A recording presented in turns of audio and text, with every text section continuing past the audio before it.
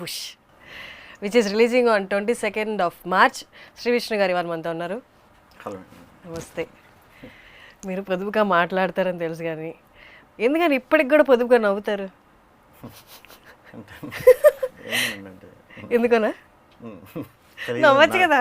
నాకు తెలిస్తే నవ్వుతాను కదా. ఎందుకు అలాగా అంటే ఎందుకు ఫస్ట్ నుంచి ఇప్పుడు దాకా ఇబ్బందిగానే మాట్లాడతారు?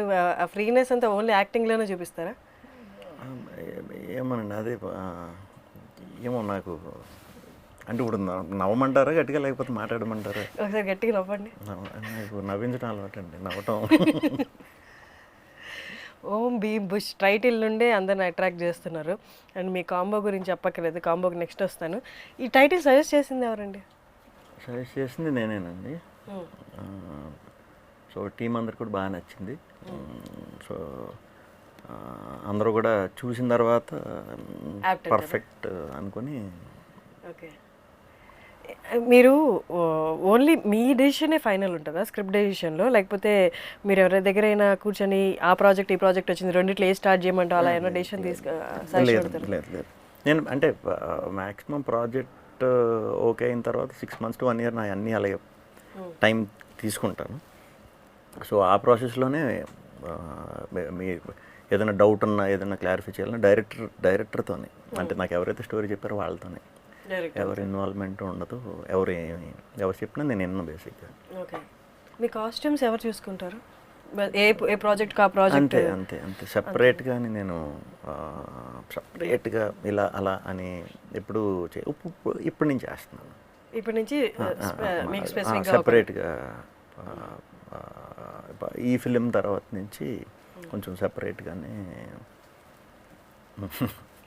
కాదు, వాళ్ళిద్దరేమో ప్రియదర్శి అండ్ రాహుల్ ఏమో పోటీ అంటే స్క్రీన్ స్పేస్ లాక్కున్నట్టు యాక్ట్ చేస్తారు, మీరు సైలెంట్గా పంచలేస్తారు. వాళ్ళది ఒక టోన్లో ఉంటే మీది ఒక టోన్లో ఉంటుంది.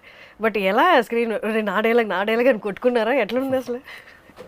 అలా పెద్దగా అలా ఏం కొట్టుకోలేదండి. అంటే బేసిక్గా నేను రాహుల్ ఒక సింక్ ఈ సినిమా వరకు. నేను ఏది చెప్పిన రాహుల్ ఎస్ అంటాడు, దర్శి నో అంటాడు. సో ఇది మా క్యారెక్టరైజేషన్ ఫిలింలో.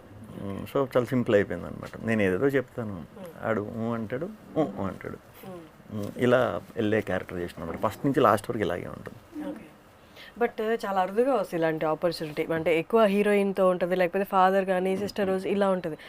మన సేమ్ ఏజ్ ఉన్న వాళ్ళ ఫ్రెండ్స్ తోటి ఇలా ఎక్కువ జర్నీ చేయడం అనేది మీకు రెండోసారి వచ్చింది సేమ్ ఆపర్చునిటీ. బట్ అంటే ఇంత ఈక్వల్ లెవెల్లో యాక్ట్ చేసేటప్పుడు యాజ్ అన్ యాక్టర్ పక్కన వాళ్ళ నుంచి మీరు ఏమైనా అనుకుంటారా? అంటే ఈ పాయింట్ లేదా ఈ డిక్షన్ లేకపోతే ఈ సీన్లో వీడు భలే చేశాడు రా, మేబీ నేను కూడా అక్కడ ఏమన్నా అలా. మామూలుగా హీరోస్ అలా అనుకోరు, బీయింగ్ ద లీడ్ క్యారెక్టర్. మీరేమన్నా అలా అనుకుంటారా? అలా అనుకోండి. ఎందుకంటే వాళ్ళ క్యారెక్టరైజేషన్లోకి సంబంధించిన చాలా లైనర్స్, చాలా పంచులు నేనే ఇస్తా. అలా షేర్ చేసుకుంటాం మేము. ఎందుకంటే ఇది అల్టిమేట్గా మన సినిమా, మా సినిమా అది. సో నాది ఒక్కడిదే ఇలా కనిపించాలి, లేకపోతే వాళ్ళది ఇలా కనిపిస్తుంది, ఆ మైండ్ సెట్ కాదు నాది బేసిక్గా. సో ఈ సీన్కి ఏది ఇంపార్టెంటో అది చెయ్యాలి. At the same time balance కూడా చేసుకోవాలి. మీ ఇంపార్టెన్స్ చూసుకోరా స్క్రీన్ స్పేస్? డెఫినెట్గా సినిమా మనం ఓకే చేసిందే మన దాని గురించి. మళ్ళీ సెపరేట్గా అంటే అలా చూడను. బట్ ఈ ఫిల్మ్ వరకు వచ్చి ప్రతి సీన్లో ముగ్గురు ఉంటాం. ప్రతి సీన్లో ఉంటాం సినిమా అంతా ఫస్ట్ నుంచి లాస్ట్ వరకు.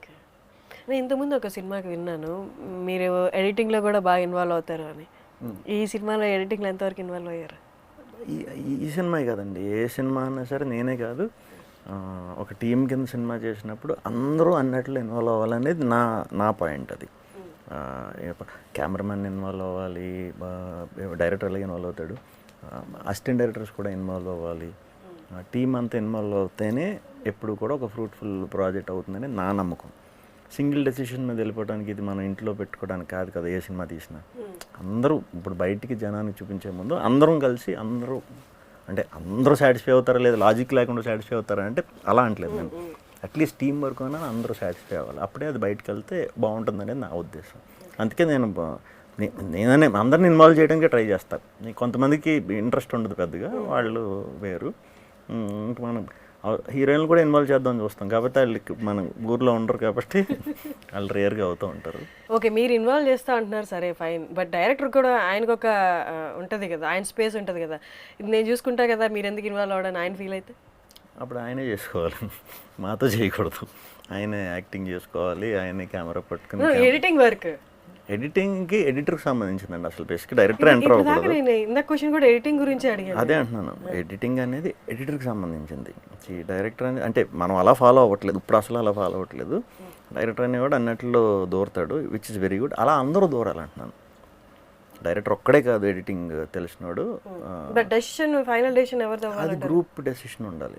ఎడిటర్కి మనం రెస్పెక్ట్ ఇవ్వాలి, ఎడిటర్ చెప్పింది ఉండాలి. ఎడిటర్ మనం అడిగిన దానికి ఎడిటర్ లాజికల్ చెప్పాలి, వాళ్ళు అడిగిన దానికి మనం సాటిస్ఫై అవ్వాలి. అలా అందరూ ఇన్వాల్వ్ అవ్వాలి, అందరూ ఉండాలండి.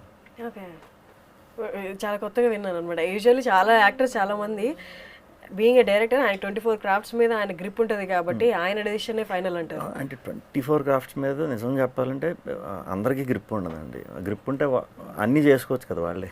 బీయింగ్ ఏ డైరెక్టర్ అదే కదా మెయిన్ క్వాలిటీ ఉండాల్సింది. వాళ్ళతో వర్క్ చేయించుకోవాలి, వర్క్ చేయించుకొని పెట్టుకున్నప్పుడు టీం వాళ్ళని వాడాలి, కరెక్ట్గా వాడుకోవాలి. ఏంటి